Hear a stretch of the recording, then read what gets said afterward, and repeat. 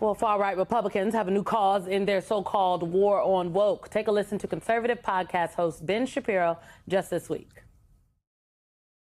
If we are issuing pardons, however, there is one person that President Trump should pardon from federal charges forthwith. That person is Derek Chauvin. President Trump should, in fact, pardon Derek Chauvin. Okay, so Shapiro is urging Donald Trump to pardon Derek Chauvin. This is the former Minneapolis police officer who was convicted by state and federal juries in the 2020 killing of George Floyd. Donald Trump's right-hand man, Elon Musk, amplified the idea, saying this is, quote, something to think about. Now, I will note that the president was asked about this in the Oval Office on Friday. And now one of the headlines in the story is wrong. It said President Trump said Friday he's not considering pardoning Derek Chauvin, but that's not true. What Donald Trump said is, a reporter asked him if he was considering it, noting your allies are calling on you to pardon Derek Chauvin. Donald Trump's response was, no, I haven't even heard about it. The president responded, no, I haven't heard about it. That to me is code for I don't know what they're talking about, but it could get on my desk and I could do it. Well, the other part of that is you're asking yourself, so why the hell would we want to pardon a guy whom we watched murder a man and was duly convicted at the state and federal level? You have this idea shortly after the video of George Floyd's death went viral in May of 2020. This pundit pointed to video of the incident to dismiss the argument that Floyd was resisting arrest. It's really ugly and really bad, and he said, adding that Chauvin should be prosecuted to the full extent of the law. What a difference 5 years makes. Now Shapiro claims that Chauvin's trial was a farce and that his conviction represents the defining achievement of the woke movement in America. So he's gone 180 degrees saying it's really ugly and really bad to, oh, he should be pardoned. So I'd like to know, looking at the video, what changed?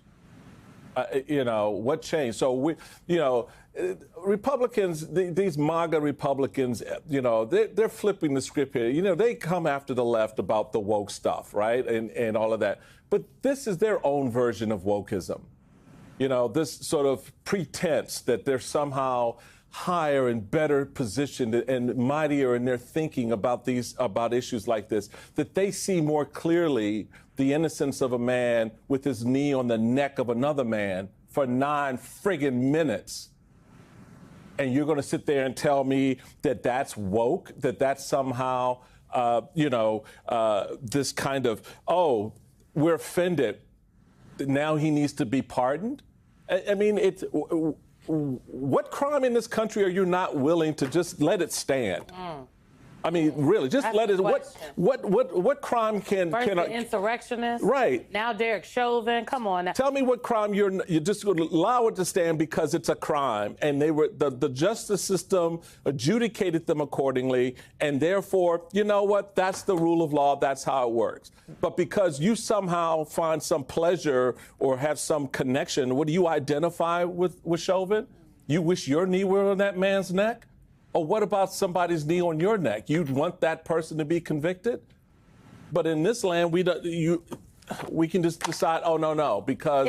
Except we can't, because there is another wrinkle to all of this, and that is that while there are these calls to pardon Chauvin, it would not get him out of prison. Trump has no power to pardon Chauvin's state conviction, none. That's from Minnesota Attorney General Keith Ellison. If Chauvin's federal conviction were to be pardoned, he would return to Minnesota to serve the rest of his sentence in a state prison. A reminder that is a 22-and-a-half-year sentence.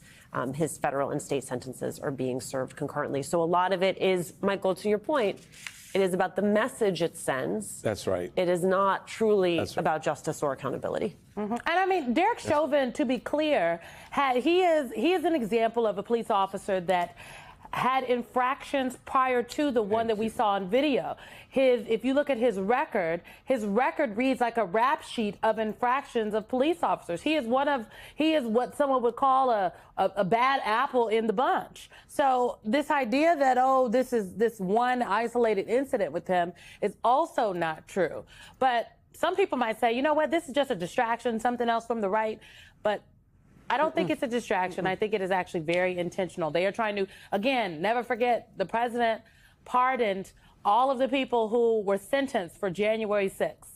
people who went through the system, people who took up arms against the government, clubs and baseball bats and flagpoles, and beat police officers. He let those people out of jail.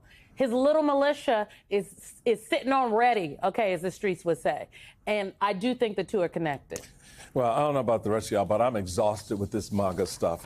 I'm just exhausted with this systematic stripping of the rule of law, the Constitution, girding principles of this country. So this is why I don't understand black Republicans that are MAGA, because I'm just like, well, how in the world? Well, that's a whole nother.